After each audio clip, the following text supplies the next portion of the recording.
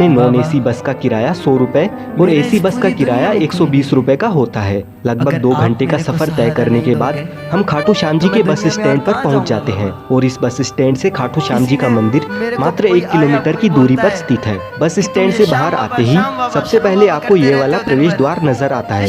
इस द्वार को तोरण द्वार के नाम से जाना जाता है। यहाँ पर श्याम बाबा के भक्त नाचते गाते खूब इंजॉय करते हुए फाल्गुन महीने के मेले के दौरान 11 के दिन सभी भक्त निशान लेकर रिंगस से खाटू श्याम जी तक 18 किलोमीटर पैदल यात्रा करते हैं और इस तोरण द्वार के पास आकर श्याम बाबा को स्मरण करते हुए उनके दर्शन करने के लिए आगे मंदिर में जाते हैं।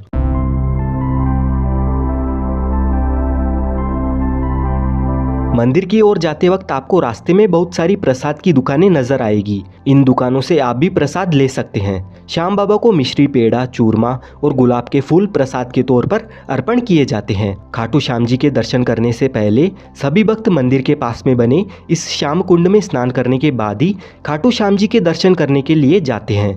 ये कुंड मंदिर के रास्ते में ही आता है। प्राचीन मान्यताओं के अनुसार इस श्याम कुंड में स्नान करने से चर्म रोग भी ठीक हो जाता है। और यहाँ की एक और विशेष बात है, इस जगह पर पुराने जमाने में खेत हुआ करता था और यहाँ पर एक गाय आकर रोज अपने आप दूध दिया करती थी। जब लोगों को इस बात का पता चला तो यहाँ खुदाई की गई। तब 30 फीट नीचे महाभारत कालीन बर्बरीक जी का शीश प्राप्त हुआ।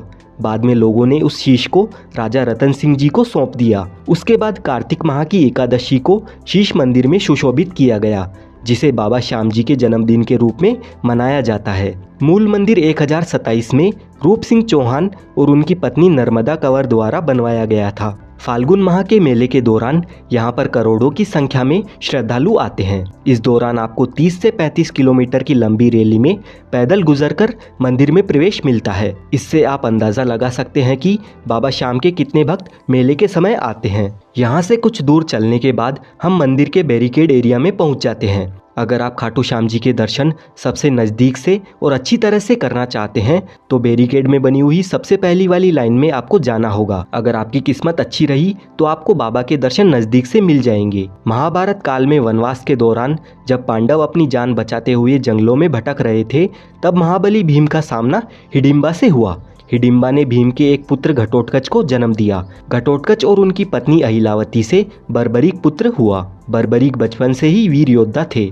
उनको 3 अमोघ बाण चलाने का वरदान मिला हुआ था, जिससे वे तीनों लोकों में विजय प्राप्त कर सकते थे, क्योंकि बर्बरीक जी को भगवान भोलेनाथ जी से आशीर्वाद प्राप्त था। जब कौरवों और पांडवों के बीच में युद्ध होना था, तब बर्बरीक भी महाभारत के युद्ध में शामिल होना चाहते थे। यह इच्छा उन्होंने अपनी माँ मोरवी को बताई। माता मोरवी ने बर्बरीक की